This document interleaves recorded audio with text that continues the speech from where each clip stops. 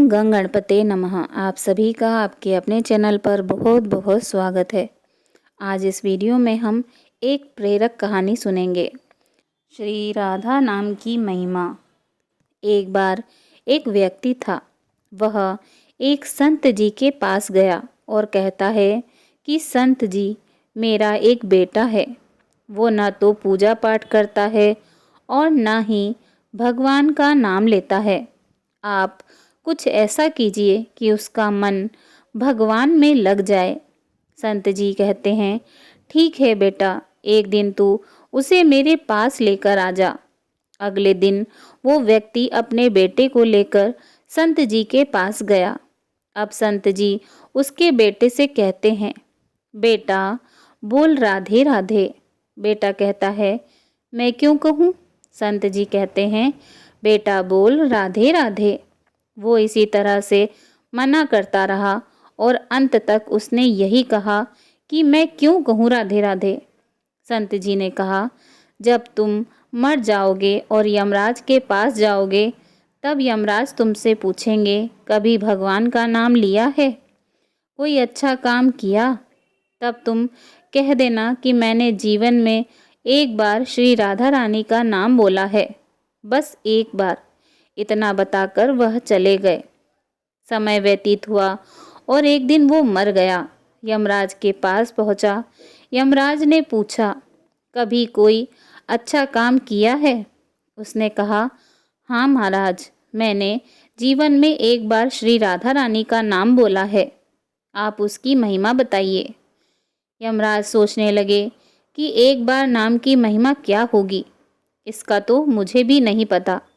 यमराज बोले, चलो इंद्र के पास, वो ही बताएंगे। तो व्यक्ति बोला, मैं ऐसे नहीं जाऊंगा, पहले पालकी लेकर आओ, उसमें बैठकर जाऊंगा।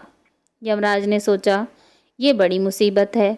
फिर भी पालकी मंगवाई और उसे बिठाया। 4 कहार लग गए। वो बोला, यमराज जी, सबसे आगे वाले कहार को हटाकर उसकी जगह आप लग जाइए। यमराज जी ने ऐसा ही किया। फिर सब मिलकर देवराज इंद्र के पास पहुँचे और बोले कि एक बार श्री राधा रानी के नाम लेने की महिमा क्या है? देवराज इंद्र बोले, महिमा तो बहुत है, पर क्या है ये मुझे नहीं मालूम। देवराज इंद्र बोले, चलो ब्रह्मा जी को पता होगा, वही बताएंगे। वो व्यक्ति बोला, देवराज इंद्र जी, ऐसा है, दूसरे कहार को हटाकर आप यमराज जी के साथ मेरी पालकी उठाइए। अब एक और यमराज जी पालकी उठा रहे हैं और दूसरी तरफ देवराज इंद्र लगे हुए हैं। वे सब ब्रह्मा जी के पास पहुँचे। ब्रह्मा जी ने सोचा कि ऐसा कौन सा प्राणी ब्रह्मलोक में आ रहा है जो स्वयं देवराज इंद्र और यमराज पालकी उठाकर ला रहे हैं। वे सभी ब्रह्मा जी के पास पहुँचे। सभी ने पूछा कि एक बार श्री राधा रानी के नाम लेने की महिमा क्या है? ब्रह्मा जी बोले, महिमा तो बहुत है, पर वास्तविकता क्या है कि ये मुझे भी नहीं पता, लेकिन हाँ, भगवान शिव जी को जरूर पता होगा। वो व्यक्ति बोला कि तीसरे कहार को हटाइए और उसकी जगह ब्रह्मा जी आप लग जाइए। अब क्या करते, महिमा तो जाननी थी। अब पालकी की एक ओर यमराज जी हैं, दूसरी तरफ इंद्र जी और पीछे ब्रह्मा जी हैं। सब मिलकर भगवान शिव जी के पास पहुंच गए और भगवान शिव जी से पूछा कि हे प्रभु, श्री राधा रानी का नाम लेने की क्या महिमा है? केवल एक बार नाम लेने की महिमा आप कृपा करके बताइए। भगवान शिव जी बोले कि मुझे भी नहीं पता है, लेकिन भगवान श्री हरि विष्णु जी को जरूर पता होगा। उस व्यक्ति ने कहा, शिव जी, अब आप भी पालकी उठाने में लग जाइए। इस प्रकार ब्रह्मा जी, शिव जी, यमराज और देवराज इंद्र चारों उस व्यक्ति की पालकी उठाने में लग गए और भगवान श्री हरि विष्णु जी के लोक पहुँचे।